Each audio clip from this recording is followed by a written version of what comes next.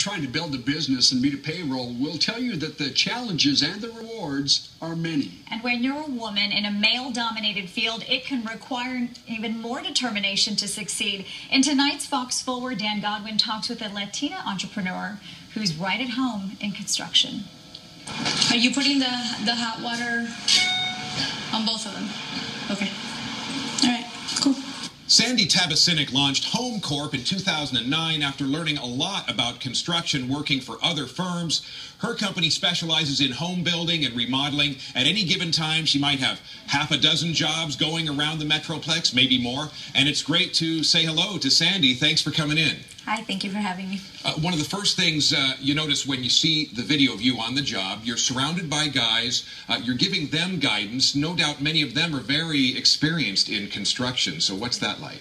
Well, walking into the job site, the first thing you have to do is take into consideration guys' feelings and make sure that you don't get, step a little bit on their toes. But you want to make sure you communicate what you want done. You want what you want to happen.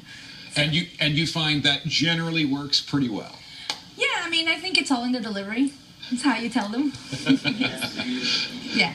And I do listen to the guys. I mean, they've been doing it. Some of them have been doing it longer than me, so they can give me good advice, but I know in the end what I want to happen.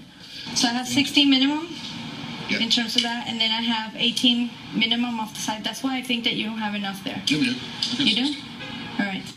You're a native of Colombia, South America. Are you aware on a day-to-day basis, gee, there aren't that many women, Hispanic women, doing what you do for a living? Is that something that you think about much or not at all? What comes up more than anything is the fact that I speak Spanish and that I'm Latin. So, yeah, it's a little bit out of the norm. I find that people are surprised when they hear me speak Spanish or, that I'm a girl. So, yeah. Y aquí, entonces vas a cortar el track porque estaban en el mismo. What's maybe the most important thing you've learned about entrepreneurship? Well, there's a couple of things. The first one is you cannot be scared. You just have to go and just go for it. You have to do it. You have to learn how to balance, between especially as a single mom. I mean, for me, it's been a lot about understanding when to say no, when to say yes. But in terms of running the business, I think if you run it like a hobby, it will be a hobby. If you run it like a business, it'll be a business. That is the most important thing. There are going to be people who say, Sandy's a role model for single moms, for young Latinas.